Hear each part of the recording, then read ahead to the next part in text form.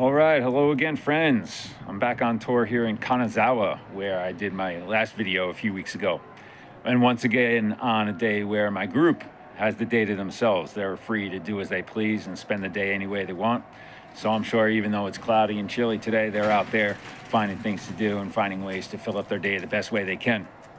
Because they may never be here again. I'll probably come back, but they'll never be here again. And, when we travel, that's kind of how it goes, We know we have a limited number of days. We have a limited time, and we want to fill that time. We want to spend those days the best way possible. So when we are finished, we can look back and say, you know what? I'm glad I did that. I'm happy about the way I spent my time. But, in regular life, our days are limited too. But it's kind of hard to think that same way. There's a saying, live every day as if it's going to be your last. But really, is that possible? I mean, think about it. If you knew tomorrow was going to be your last day, what would tomorrow look like? What would you do? Would you go out with your friends and spend all your money and follow every visceral instinct in you? Would you spend the time with your kids eating ice cream on the couch and getting chocolate sauce all over the cushions and teaching your kids how to do whippets? Would you spend it alone out in that place that makes you happy, makes you feel fulfilled, fills your soul? Along the way, maybe you'd go jump out an airplane or finally light a bag of dog shit on fire and leave it on the porch of that certain someone. But however you'd spend your day, however you picture that day, it probably doesn't include washing dishes, doing laundry, going to work. But in real life, these things have to be done. We have to spend our time doing these things. So that idea of spending every day as if it's your last, it's tough to apply it. But that last day is coming. It's coming sometime. We just don't know when. I know I didn't.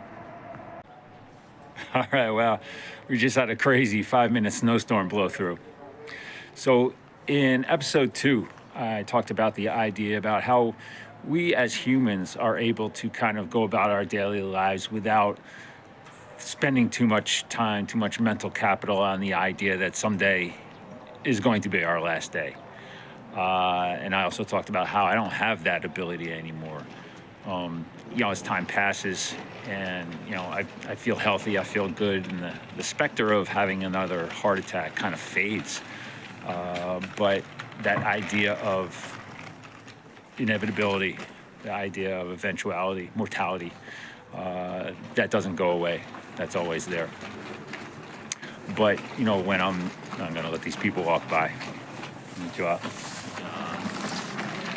So when I'm out doing things I love, when I'm out on my bicycle, when I'm out taking in the mountains, when I'm spending time with my kids, having a good time, just forgetting about all the responsibilities I have, that idea, again, of my last day coming someday pops back into my head. I find comfort, and not only comfort, but contentment in the idea that, this day or these hours or even just this moment, I'm spending in a good way. On the other hand, when I'm faced with a sink full of dirty dishes or I'm looking at a pile of clothes on the floor, when I got to do something I don't want to do, the idea again of mortality pops into my head. And,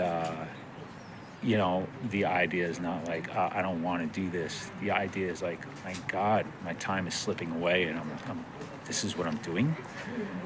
I've never been to prison, but I imagine sitting in a jail cell is the same kind of feeling.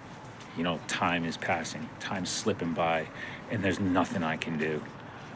I can't accomplish anything. I can't do anything I want. And at times, that's how it feels. I've got these things in front of me that I have to do. And it's a kind of prison where there's no escape from losing that time and losing a slice of the life that I know is passing me by. Well, it's snowing once again. I got to keep rolling with this. So that's what I think about when I'm standing in front of a sink full of dirty dishes or when I'm doing something mundane that has to be done. I think about, God, I wish I could spend this time accomplishing something because, I'm working on my next novel, which is this one's going to be the bestseller. I know it. I've got 1,000 creative ideas that I want to get to, and I'm stuck doing these mundane things. But then when I get done with the dishes, I get done with whatever I need to be doing, then suddenly I look outside, I look at the mountains, I think about my bicycle, and that's what I want to do. I would just want to spend my time out in those places that, it may sound corny, but these places that really do fill my soul. So then there's this conundrum, you know, do I live for today or do I work for tomorrow? All right, I know I'm not the only person in the world who's dealt with this idea of should I live for today or work for tomorrow? And I certainly heard it plenty before my heart decided to stop and I hit the sidewalk. But it's taken on a brand new meaning, brand new significance. It's become a lot more forceful, an idea in my head. Confucius said that man has two lives, and the second one starts once he realizes he only has one. And that certainly hits home with me. But not only does that make sense in my head now, but I also, on top of that, realize that my second life, my only life, it can end any time because it almost did end once. Now, this is the part of the video where I feel like I should explain how everything has become crystal clear to me and how I wake up every morning and I know exactly how to attack the day. I know exactly how to attack my life. But I'm still struggling with that balance of, well, do I live for today or do I work for tomorrow? And I think it all comes down to not playing Sudoku. I know I'm being facetious, but, even with all that's happened and even with that idea of finality, mortality, that idea of someday coming constantly in my head, I still find myself doing things, kind of whittling away the time in a less than productive way. A friend of mine in college, Otis, once said, today only happens once, make it count. And it's not just today, but it's the hours that make up today. It's the moments, the chances, the opportunities we have to make today count, and to make those instances count. So that's what I try to keep in mind. That idea of someday being in my head all the time should drive me to make every day and make those moments, make those opportunities count. And I say it should, because it doesn't always. It takes discipline. It takes a constant effort to make every day count, to make those moments count. So I'm keeping it in my head that at the end of the day, I want to look back and say, yeah, I'm glad about how I spent my time. And if I do wake up tomorrow, I want to say, you know what, I'm glad I did what I did yesterday. And I'm happy that I can take that, build on it for today. And if I wake up tomorrow, once again, I want to be happy with how I spent my time. And hey, I hope you're happy with how you're spending your day. I hope tonight when you sit back and you think about your day, I hope you're happy with how you spent your time.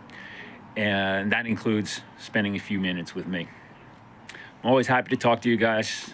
And I'd love to know if you've got any answers about how you balance your days, how you balance your time, thinking about today while thinking about tomorrow. That's it from Kanazawa, guys. Take care. Talk to you again soon. Pretty cool, huh?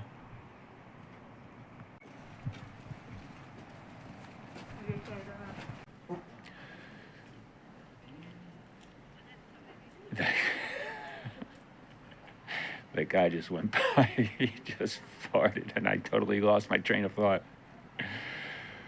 Well, I think we'll just end it there. So,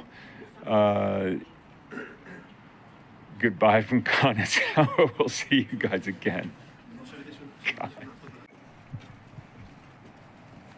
created